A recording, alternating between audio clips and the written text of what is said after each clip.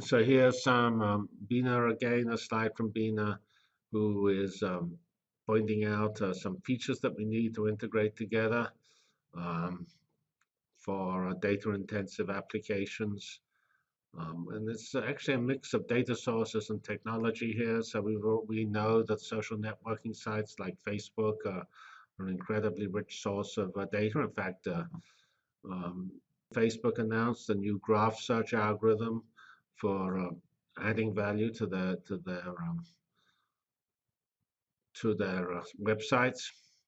Next topic here is mashups. So mashups are very important. They're sometimes called workflow, and they basically are a way of taking different services. Remember, services are transformation, they're the filters that take data from one form to another form. And so you have multiple services, you join them together, and you get a new service. And there is a very famous website, programmableweb.com, which has lots and lots of mashups there. And so mashups are very important. And intrinsic to the big data revolution is the use of mashups or using services together to get new results. The interface to all of this is portals. And there are some important technologies like wikis.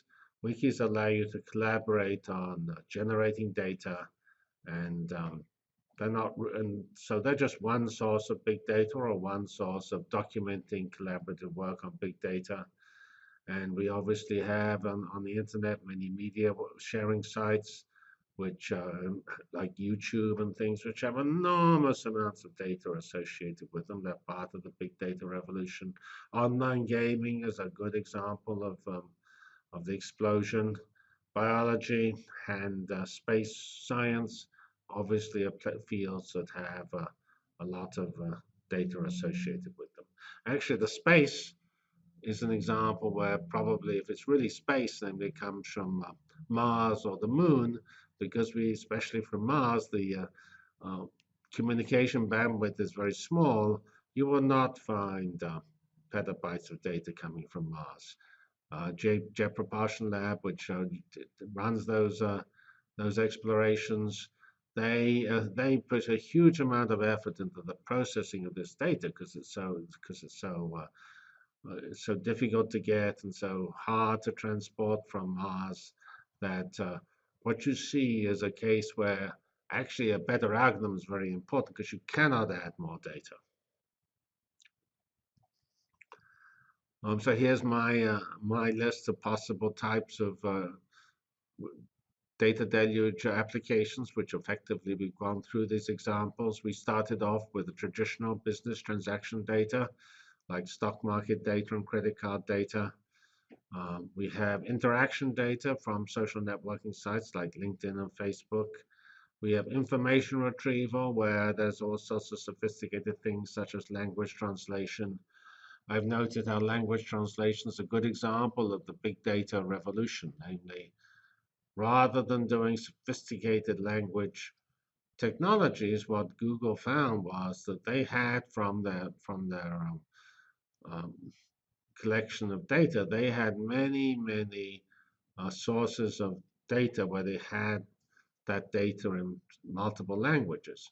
So they could do a sort of lookup form of translation where they learned from these existing translations how to translate new data. So that, again, is a good example of the impact of the data deluge, because you collect it together in one place, namely the Google archives, and obviously it's done with other people's archives, multiple documents in multiple, each of which existed in multiple languages. A different approach to language translation was possible. We pointed out recommender systems. We'll actually discuss those um, later on in the class as a use case. There was the example of the of the Walmart uh, scientist who actually taught the recommender systems in a class, and how the use of more data was better than the bigger algorithm. So recommender systems are important. They span from Netflix to Career Builder.